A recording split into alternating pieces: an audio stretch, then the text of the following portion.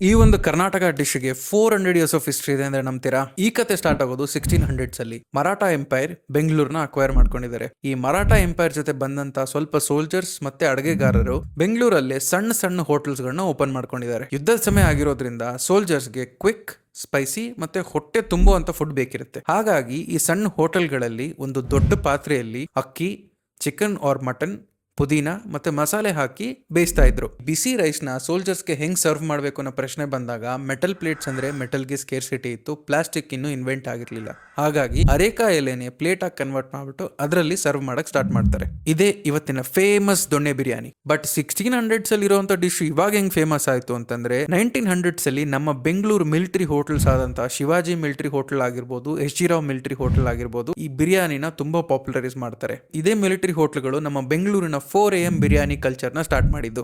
ನೀವ್ಯಾರಾದ್ರೂ ಬೆಳಿಗ್ಗೆನೆ ಬೇಗ ಎದ್ದು 4 AM ಬಿರಿಯಾನಿ ತಿನ್ಲೇಬೇಕು ಅಂತ ಯಾವ್ದಾದ್ರು ಹೋಟ್ಲಿಗೆ ಹೋಗಿದ್ರಾ? ಹಂಗಿದ್ರೆ ಆ ಹೋಟೆಲ್ ನೇಮ್ ನ ಕಮೆಂಟ್ ಮಾಡಿ. ಇದಾಗಿತ್ತು ದೊಣ್ಣೆ ಬಿರಿಯಾನಿಯ ಹಿಸ್ಟ್ರಿ. ನೆಕ್ಸ್ಟ್ ಎಪಿಸೋಡ್ ಅಲ್ಲಿ ಸಿಗ್ತೀನಿ, ಫಾಲೋ ಮಾಡ್ಕೊಳ್ಳಿ.